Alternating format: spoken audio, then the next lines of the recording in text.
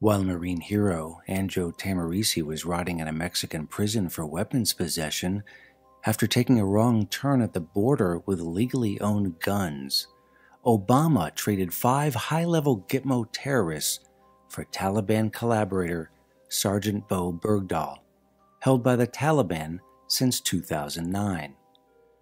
The deserter Bergdahl walked off the military base of his own volition in 2009, asked to be directed to the Taliban per witnesses, and more than likely converted to Islam. In 2010, Bergdahl's Taliban captors claimed that not only had Bergdahl converted to Islam, but was teaching them how to construct bombs in order to kill Americans. That Bergdahl was a Taliban sympathizer was chalked up to terrorist propaganda per the Pentagon, but recent developments in the last 24 hours have given this version of events validity. In the days after Bergdahl walked off the small base in Afghanistan's Paktika province on June 30, 2009, an entire army division searched for him where the path that they had followed was littered with IEDs, according to a soldier who took part in the search, as if the Taliban knew they were coming. At least 6 soldiers were killed in the search that turned into a suicide mission, including Matthew Marinek, Michael Murphy, Kirk Curtis, Morris Walker, Darren Andrews, and Clayton Bowen. Bergdahl appears to have led his fellow soldiers into a trap. These series of events are also bolstered by several members of Bergdahl's unit that recently related that Bergdahl had become disillusioned with the war effort and had planned his desertion and contact with the Taliban for several days. What's worse, according to a CNN report, the Obama administration forced the soldiers serving with Bergdahl to sign non-disclosure agreements, threatening them in some cases, mandating that they not talk to anyone about Bergdahl's desertion and collusion with the enemy. Now a viral Facebook page named Bo Bergdahl is a Traitor has multiple posts by soldiers in Bergdahl's former unit that state Bergdahl didn't desert but defected to the Taliban. This comports with Bergdahl's last email sent to his father before he walked into the arms of the Taliban, in which Bergdahl describes his commander as a, quote, conceited old fool. Bergdahl went on to say, "I'm ashamed to be an American, and the title of U.S. soldier is just a lie of fools. I'm sorry for everything. The horror that is America is disgusting."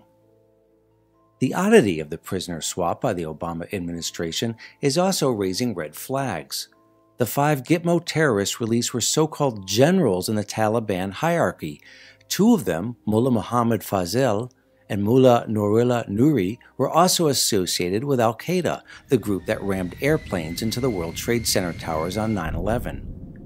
The other 3 prisoners were also connected to Al-Qaeda. One, Karula Karakawa, had actually run Osama bin Laden's terrorist training camp.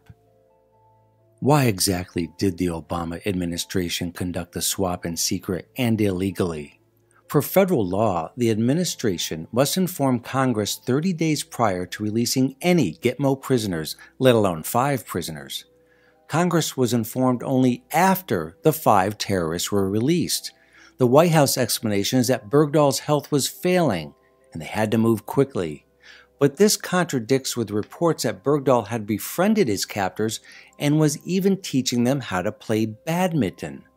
What is even stranger is that Bergdahl's father, Robert Bergdahl, after it was announced that his son was being freed, began a social media campaign on Twitter to free all the Gitmo prisoners, every single last one of them, even the mastermind of 9/11, Khalid Sheikh Mohammed.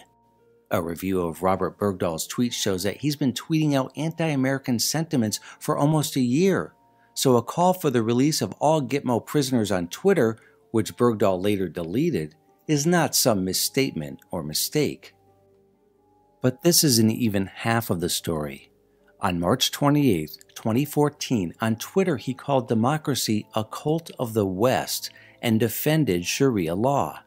On May 6, 2014, according to an archive of Robert Bergdahl's Twitter account, he began following an account called Pakistani Witness, who openly calls for jihad. Further, in a press conference with Obama after Bo Bergdahl was released, Bergdahl's father gave praise to Allah in Arabic, Bismillah ar-Rahman ar-Rahim, Zayabayem. After which Obama hugged him and walked arm in arm with him into the White House. The real reason Obama traded Taliban collaborator Bo Bergdahl for 5 hardened terrorists? Because Barack Hussein Obama is himself a Taliban collaborator and terrorist. The American people cannot wait for the corruptocrats in Congress to get around to impeaching Obama. He must be removed immediately. Now. Today.